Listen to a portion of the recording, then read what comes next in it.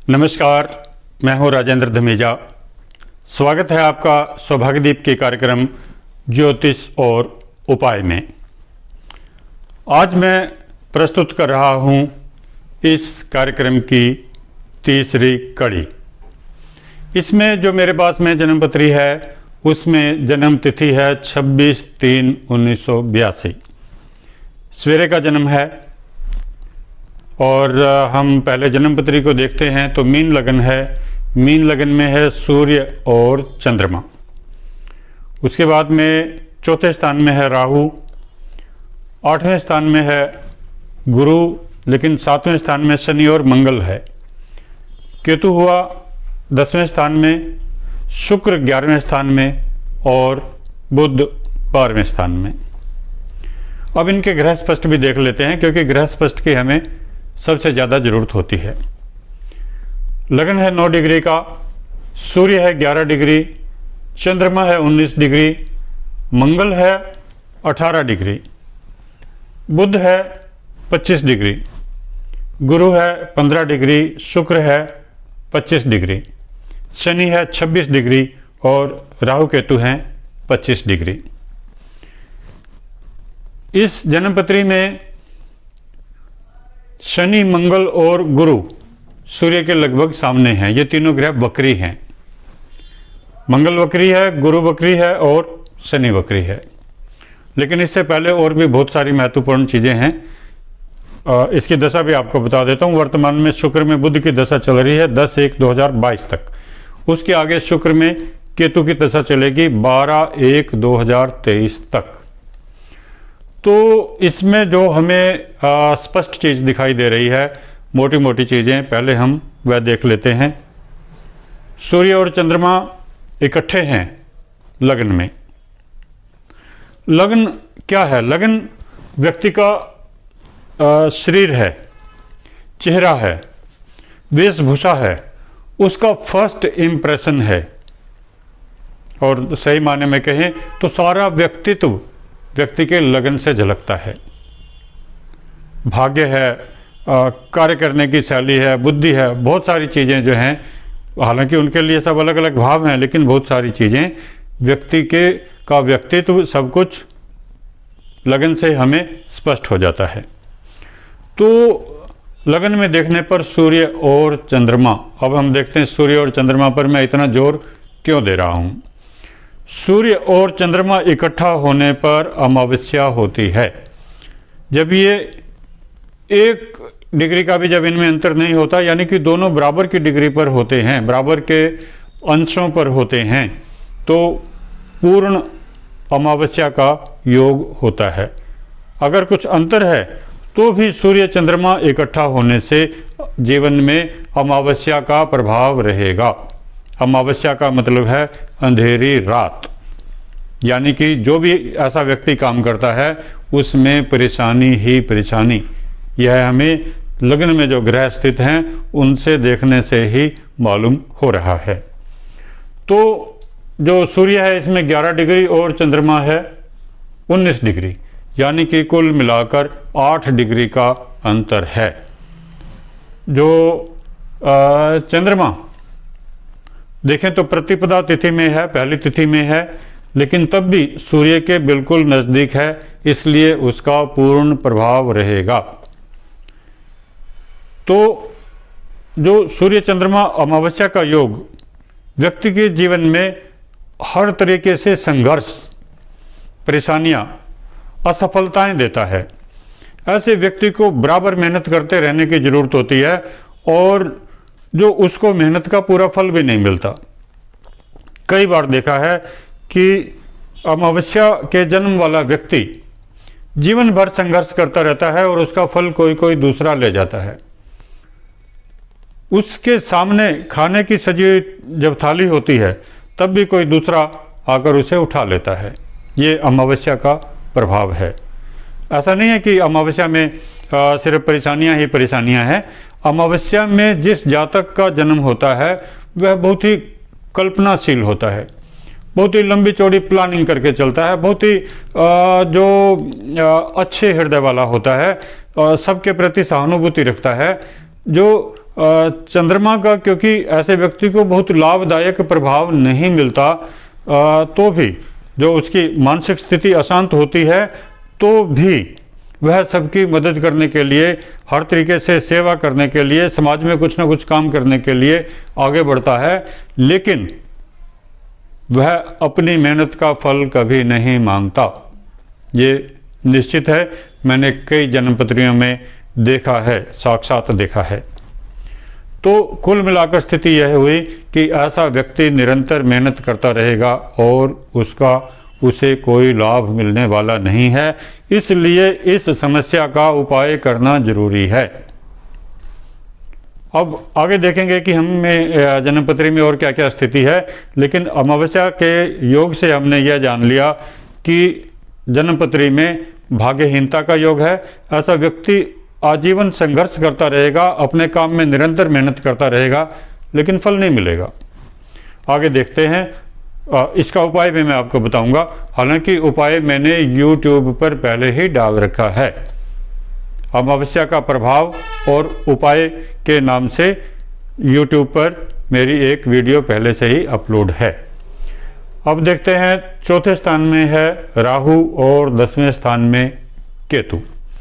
10वें स्थान में केतु होता है तो वह 10वां स्थान है व्यवसाय का, काम का, कर्म, तो उसमें अस्थिरता देता है। केतु जहां बैठता है अस्थिरता देता है। वही योग हमने अमावस्या के प्रभाव के कारण देखा कि लगन में वह योग है, अब 10वें स्थान में। 10वें से कहाँ गया? अष्टम स्थान में। यानी कि ऐसे आदमी के काम में परेशानी है, जो भी काम करेगा उसमें परेशानी ही परेशानी आएगी। इसके बाद में हम चौथे स्थान के बाद में देखें, शनि और मंगल है जो 7वें स्थान में, और 7वें स्थान का स्वामी कहाँ चला गया? 12वें में। 7वें स्थान का स्वामी 12वें स्थान में चला गया तो ऐसे व्यक्ति को दाम्पत्य जीवन में परेशानी होती है। 7वां स्थान है दोस्ती, दाम्पत्य जीवन, पार्टनरशिप, इन सब चीज़ों में परेशानी हुई। और बुध की डिग्री देख लेते हैं। बुध है 25 डिग्री, यानी कि ऐसा व्यक्ति पूर्ण बुद्धिमान है। जो भी काम करेगा उसमें अपनी बुद्धि का परिचय देगा। स्मरण शक्ति ठीक है और धन वृद्धि के लिए विचार करता है, हर तरीके से अच्छा है, दूसरों के लिए भी अच्छा है, स्वयं के लिए भी वह धन कमाने के और हर तरीके से प्रगति करने के उसके लक्षण दिखाई देते हैं। वह अच्छा लेखक हो सकता है, पत्रकार हो सकता है, और जो आर्थिक मामलों में भी बहुत अच्छा सलाहकार हो सकता है। तो परंतु सप्तमेश की द्वादश में स्थिति दाम्पत्य जीवन, दोस्ती और पार्टनरशिप में परेशानी देती है। वही चीज़ सूर्य और चंद्रमा लगन में बैठकर परेशानी दे रहे हैं, भाग्य वृद्धि नहीं दे रहे हैं। और जो 7वें स्थान पर सीधी इन ग्रहों की दृष्टि है। तो गुरु का हमने बता दिया, 10वें से यहाँ पर चला गया।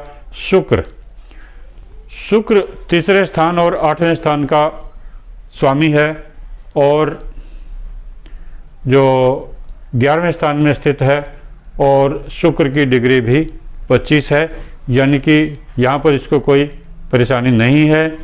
और जो ये पापकर योग में भी नहीं है, क्योंकि शुक्र की एक तरफ केतु है परंतु दूसरी तरफ बुध है जो लाभदायक ग्रह में माना जाता है, इसलिए वैसा कोई शुक्र के कारण विपरीत प्रभाव नहीं है। बुध का हम जो विवेचन कर चुके हैं। और दशा चल रही है शुक्र में बुध 10/1/2022 तक, और शुक्र और बुध आगे पीछे ग्रह हैं। यह एक अलग योग है। आगे पीछे ग्रह होने से व्यक्ति अपनी योजनाओं में, अपने कार्यों में विचार करता रहता है, एक कदम आगे एक कदम पीछे, यानी कि वह सोचता है फिर छोड़ देता है, फिर कार्रवाई शुरू करने का विचार बनाता है, फिर उसको पोस्टपोन कर देता है। इस तरीके की बराबर परेशानियां ऐसे व्यक्ति के साथ में चलती रहती हैं।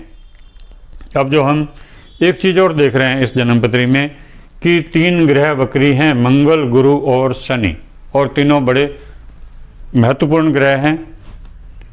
मंगल, गुरु और शनि। 3 ग्रह जब जन्मपत्री में होते हैं तो यह भी बहुत सारी जन्मपत्रियों में मैंने देखा है, स्पष्ट है कि ऐसे व्यक्ति को दोस्ती, दाम्पत्य जीवन और पार्टनरशिप में परेशानी होती है। इस तरीके से कुल मिलाकर 3 योग उसके खराब हो गए। पहला ग्रह 3 ग्रह वक्री होने के कारण दाम्पत्य जीवन में परेशानी, दूसरा जो सप्तमेश द्वादश स्थान में, और तीसरा अमावस्या का योग। इन 3 ग्रहों का प्रभाव यह होगा ऐसे व्यक्ति के जीवन में कि उसका दाम्पत्य जीवन, उसका व्यवसाय और उसकी दोस्ती हमेशा परेशानी में रहेगी। अब यह सत्य है कि ऐसे इस व्यक्ति को परेशानी रही है और परेशानी अभी भी है। अब देखते हैं इसका उपाय क्या करना है। इसका जो सबसे पहले हमें अमावस्या का उपाय करना चाहिए। अमावस्या का जो उपाय है, एक अमावस्या को दान करना है। दान में क्या क्या सामग्री है? आटा, चावल, चीनी, नमक, घी, फल और वस्त्र। सामग्री इतनी होनी चाहिए कि जिससे एक ब्राह्मण 6 बार आराम से भोजन कर सके। यह सामग्री आप एकत्र करें और जो आप ब्राह्मण को दें।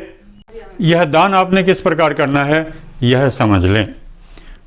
जिस दिन अमावस्या है उस दिन यह सारी सामग्री लेकर ब्राह्मण के सामने बैठें। सामग्री में कोई भी लाल वस्तु नहीं होनी चाहिए, ना फल लाल होना चाहिए, ना वस्त्र में कोई लाल हो। वस्त्र तो सफ़ेद ही होगा तो अच्छा होगा। तो यह सामग्री ब्राह्मण को दें, संकल्प कराएं। संकल्प में क्या होगा? अमावस्या के निमित्त दान, और दान के बाद में दक्षिणा देना भी आवश्यक होता है। तो यह उपाय पूरा करें। इससे जो आपका अमावस्या का दान का उपाय पूरा होगा। और यह करने के बाद में अगले 15 दिन में एक और उपाय करना है इसके साथ में जुड़ा हुआ। कलदार रत्न 108 की संख्या में लें, उसके साथ में एक सिक्का रखें और उसे जल में प्रवाहित करें, बहते जल में प्रवाहित करें। यह भी हो जाएगा। इसके अतिरिक्त अमावस्या क्योंकि व्यक्ति की मानसिक स्थिति को अशांत करती है, हमेशा भाग्य में परेशानी देती है, तो इसके लिए एक लॉकेट रहता है रुद्र कवच, वह धारण करें और हमेशा धारण किए रहें। जब आपने अमावस्या का दान कर लिया, जो आपने कलदार का भी जल प्रवाह कर दिया और जो रुद्र कवच भी धारण कर लिया, तो उसके बाद में आप पर अमावस्या का प्रभाव यानी कि अशांति फैलाने वाला या असफलता देने वाला प्रभाव नहीं रहेगा और आप अपने जीवन में निरंतर सफलता प्राप्त कर सकेंगे। अब रही दूसरी समस्याएं। दूसरी समस्या में एक तो जो केतु है 10वें स्थान में, मानसिक अस्थिरता, अशांति, व्यवसाय में भी परेशानी देता है। और जो व्यवसाय में परेशानी अमावस्या दोष के कारण है वह तो अमावस्या का दान करने से दूर हो जाएगी, लेकिन केतु के लिए जो उपाय करें, आप गणेश जी की पूजा करें हर रोज। ओम गंग गणपतिये नमः इस मंत्र का पाठ करें। इससे आपको निरंतर लाभ मिलेगा, स्थायित्व मिलेगा। अब एक परेशानी और अभी भी बाकी है, वह है 3 ग्रह वक्री। 3 ग्रह वक्री के लिए जो सीधा सा आप उपाय समझ लें, विष्णु जी की पूजा का विधान है। यह पूजा आपने स्वयं करनी है, किसी दूसरे से करवाने की जरूरत नहीं है। इस मामले में क्योंकि दाम्पत्य जीवन में परेशानी है और उसको ठीक करना है, तो उसमें विष्णु जी की पूजा का विधान अलग है। वह इस प्रकार आपको करना है। एक पूर्णिमा के दिन बड़ के पेड़ पर 1 लोटा जल चढ़ाएं, 3 बार कलावा लपेटें, घी का दीपक जलाएं और एक फल चढ़ाएं जिसके अंदर बीज हो, और ओम श्री विष्णुवे नमः इस मंत्र का पाठ करें। मंत्र के लिए मूनस्टोन की माला का ही प्रयोग करें। तो ऐसा यह मंत्र आपने जो निरंतर करना है 108 दिन करें, नहीं तो कम से कम 45 दिन तो करें ही, या मंत्र पाठ करें, तो आपका जो दाम्पत्य जीवन, व्यवसाय में पार्टनरशिप, दोस्ती, सब कुछ ठीक से चलने लगेगी। अब रही बात यह है कि अगर आपकी जन्मपत्री में भी इस तरीके का योग है, 3 ग्रह बकरी वाला, तो आपने और आपकी शादी नहीं हुई है, तो आपको जो इसके लिए उपाय करना है वह यह है कि बरगद के पेड़ पर